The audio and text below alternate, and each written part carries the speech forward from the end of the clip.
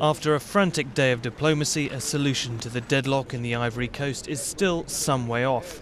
3 presidents from the 15-nation economic community of West African states, as well as the Kenyan Prime Minister, shuttled between meetings with the self-declared President Laurent Gbagbo and the man recognised by the international community as the rightful winner of last November's election, Alassane Ouattara. It was useful. It's been a friendly discussion. You can see us all with smiles.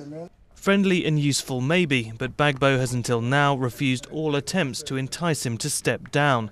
Although according to mediators, he has promised that the dispute would be settled peacefully and that the blockade of the Gulf Hotel where Ouattara is based will be lifted. In the meantime, for Ouattara, the wait goes on. Maybe Laurent Gbagbo will soon have a change of heart.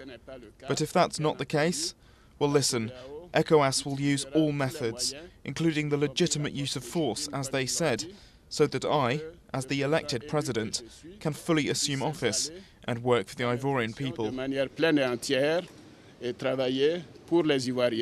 And for Ivorians who had hoped recent elections would put an end to a decade of crisis, opinion on a way out of the current deadlock is divided. It would be wise to go down the diplomacy route. I think it's the most prudent option, because the 3 presidents have intervened and no one wants to see a war in Ivory Coast. If they have discussed things and found no common ground, then what remains is the option of violence. The 2 sides coming together and the winner takes the reins of power. Military intervention is still on the table as part of a last resort plan to be thrashed out by West African leaders in Mali in 2 weeks' time.